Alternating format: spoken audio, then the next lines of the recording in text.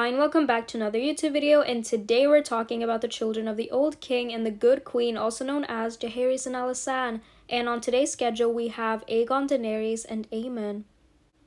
And I just want to quickly say thank you guys for 500 subscribers as of now, unless someone unsubscribes, which would be kind of sad. But anyways, it's been quite a few years in the making. This channel has been around for quite a while, since December of 2018, I think.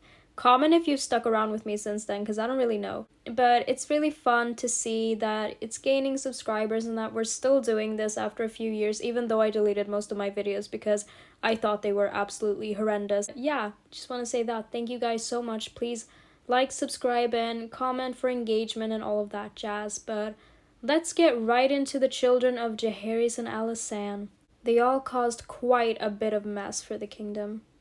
So let's begin with Aegon Targaryen. So Prince Aegon Targaryen was born in 52 AC, and he was named after Aegon the Conqueror and their deceased brother, also known as Aegon the Uncrowned. And I think it's quite a beautiful acknowledgement of Jaehaerys and Alysanne to name their firstborn son after their deceased brother, who remained uncrowned up until his death, so that he would live on in an Aegon that would be crowned, that would be king. And I feel like it's just a very beautiful thing to do. The babe was born too early, however, and he died 3 days after his birth, and his mother, Alysanne, actually blamed the death of her firstborn son on the women or septas who'd attacked her at Jonquil's Pool and Maidenpool. So these women were holy women of the faith, and they thought that the Targaryens' incestuous unions and habits of marrying brother to sister was blasphemous, it was an abomination, it was sacrilegious, and that the children who were born of those unions were abominations that shouldn't live, etc., etc. While the Targaryens were always just like, yeah, but we're not of the same blood as other men, so we can go around and sleep with our siblings if we want to. What do you have to say about it? Basically, I mean, in the beginning of this period after Aegon conquered Westeros, their biggest issues were with Dorne and with the faith. The faith took a lot of time to accept that the Targaryens did these things. Alysanne actually believed that if she'd been able to bathe in the pool and take part in its mythical healing powers, that Aegon would have lived. And then we move on to Daenerys, and Daenerys, the first of her name, Targaryen, was born in the 7th moon of 53 AC, and she'd been born strong and healthy, and was said to have been a happy, endlessly curious, and a fearless child, actually a delight to all who knew her. Daenerys was said to have been lively, a great beauty, and the darling of the realm, and she was often seen mud-spattered and grass-stained after her excursions in the courtyard, and she'd been the eldest surviving child of her parents, eclipsing Aegon, as we mentioned before. The Seven Kingdoms were absolutely delighted by her birth, save for her cousin Arya, who'd previously been considered the heir up until Daenerys' birth. Daenerys developed quickly and could talk well before her first name day, and she could walk and run by the time she was 1.5 years old, so she was basically a prodigy, and she was crowned the Queen of Love and Beauty at the age of 2 by Sir Symon Dondarrion.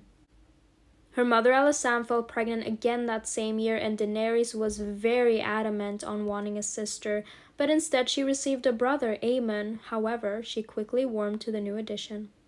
The Queen Alysanne vigorously believed that Daenerys should have been the heir to the throne and first in line, as she was the eldest of their 3 living children.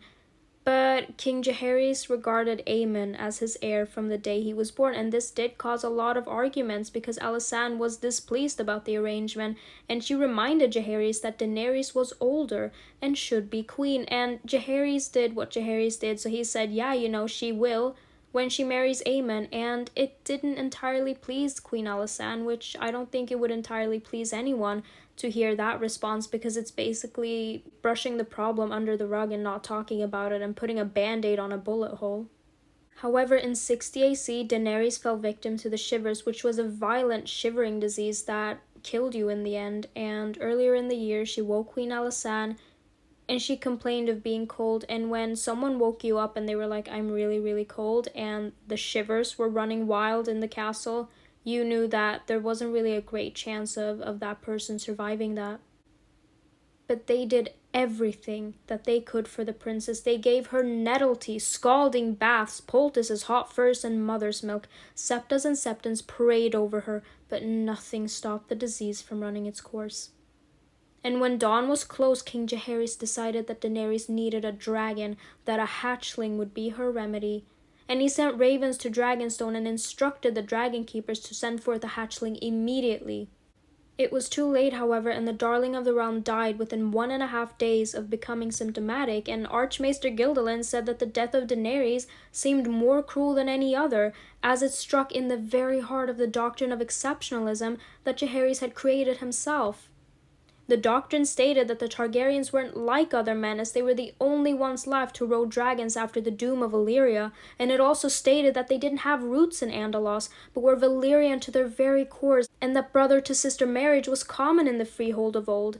They stated that the gods had made them this way, and that it wasn't for men to judge.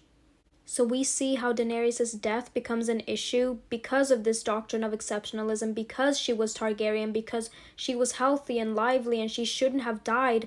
In half the time it takes the disease to kill a regular peasant's child. She was Targaryen, she was pure-blooded. How does she die if you say that you're not of the same blood as other men, that you're greater than other men, that you're more like gods?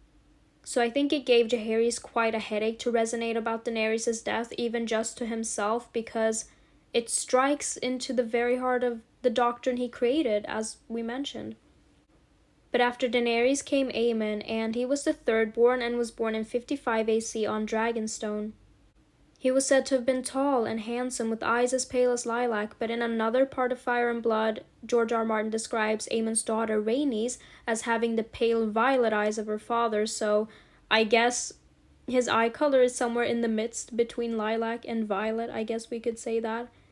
But even his hair color had been rare, even in Valyria of old. It was a pale color that shone like white gold. Even as a boy of 7, Aemon was considered handsome, taller than his brother Balon, and stronger. And at the age of 15, Aemon stood at 6'2", which was tall for a man at that time. As a young boy, Aemon was cautious, careful, obedient, and serious, and he loved being read to by his mother before he was able to read, and Queen Alysanne often joked that Aemon's first word had been, "Why?" Aemon was very modest. He was never as quick or as fierce as his younger brother Balon, whom he was fast friends with, and even though Aemon would eventually come to claim the great bloodworm Caraxes, he was shy around dragons. And from the moment Aemon was born, Jaehaerys began calling him his heir, and Alysanne, as we mentioned, wasn't pleased by this, and she was in favor of Daenerys' succession. But the small folk lined up for the king and queen's return to King's Landing in hopes of catching a glimpse of newborn Aemon. And when Jaehaerys climbed up on the ramparts of the main gates of the castle to show the people their prince, a thunderous cheer was expressed so loudly that people claimed you heard it across the narrow sea. And Aemon was as close as siblings could be with his little brother Balon. Aemon was officially appointed as the Prince of Dragonstone and heir to the throne in 62 AC, and he acquainted himself with his aunt Lady Jocelyn Baratheon, whose mother had been Alyssa Velaryon, and the two laughed and talked all night. Jaehaerys had originally planned to wed Aemon to his sister Daenerys, who died the previous year, and he considered wedding Aemon to his other sister Alyssa, but Alysanne put an end to that, stating that Alyssa had been made for Balon. So in 68 AC, Aemon's betrothal to Lady Jocelyn Baratheon was announced. Lady Jocelyn and Aemon were wed 2 years later in 70 AC, and the wedding was said to be a most grand affair, and shortly after a tourney in 72 AC, Aemon claimed his dragon Caraxes. At the age of 19, Aemon became a father when Jocelyn Baratheon gave birth to his daughter, the Princess Rhaenys. And in 83 AC, Aemon and his brother and father mounted their dragons and ended an invasion begun by Morian Martell without suffering a single casualty, and he was appointed as Lord Justiciar and Master of Laws in 88 AC, and along with his father and brother, Aemon led the assault on the Mirish pirates that had occupied eastern Tarth in 92 AC. On the 9th day of the third moon that same year, Aemon returned to Tarth, and he just learned that his daughter Rhaenys was with her first child by Lord Corlys Velaryon. And when on Tarth, Aemon met with the Lord Cameron Tarth in his hideout, and somehow a pair of Mirish scouts discovered the camp and they attempted to assassinate Lord Cameron, so Aemon had not been the goal for this situation, but they missed and struck Aemon in the throat. And so it was that Aemon Targaryen, Prince of Dragonstone, died at the age of 37, drowned in his own blood. So here we have some quotes about or regarding Daenerys for your viewing pleasure, and let's begin. Though not quite a year and a half old, Princess Daenerys had been talking after a fashion since well before her first name day, and had gone past crawling, lurching, and walking into running. She's in a great hurry, this one, her wet nurse told the queen. Daenerys is older, she would remind His Grace. She is first in line, she should be queen. The king would never disagree except to say, she shall be queen, when she and Aemon marry. They will rule together, just as we have. Mother, Princess Daenerys said, I'm cold. Princess Daenerys had finally warmed to her brother Aemon, though she still wanted a little sister. Daenerys wanted her kitten, and her kitten was brought to her, though as her shivering grew more violent, it squirmed from her grasp and scratched her hand. Near dawn, Jaehaerys bolted to his feet, shouting that a dragon was needed, that his daughter must have a dragon.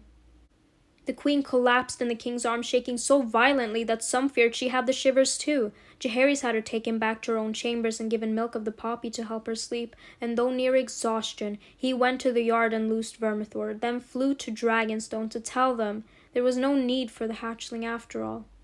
And here we have some quotes about or regarding Aemon for your viewing pleasure. Prince Aemon, on the other hand, was a very serious boy, cautious, careful, and obedient. Though he could not as yet read, he loved being read to, and Queen Alysanne, laughing, was often heard to say that his first word had been, "Why?" Not long after the birth of Princess Sera, when the king and queen announced the betrothal of their firstborn son, Aemon, Prince of Dragonstone, to Jocelyn Baratheon of Storm's End. Prince Aemon was 1 year younger at 15, but all agreed that they made a handsome couple. An inch shy of 6 feet tall, Jocelyn would have towered over most of the lords of Westeros, but the Prince of Dragonstone had 3 inches on her. There stands the future of the realm, Sir Giles Morgan said when he beheld the two of them side by side, the dark lady and the pale prince. Princess Rhaenys was born on the 7th day of the 7th moon of the year, which the Septons judged to be highly auspicious. Large and fierce, she had the black hair of her Baratheon mother and the pale violet eyes of her Targaryen father. How can my words tell of the grief that swept the 7 kingdoms then? Of the pain felt by King Jaehaerys and Queen Alysanne, of Lady Jocelyn's empty bed and bitter tears, and the way Princess Rhaenys wept to know that her father would never hold the child she was carrying. And that's it for today, guys. I hope you enjoyed this video, and please like, subscribe, and put on post notifications if you did. And I just want to say thank you guys for 500 subscribers once again. I hope you stick around. That's it. Thank you guys. Take care. I hope you're well, and have a nice day. Bye.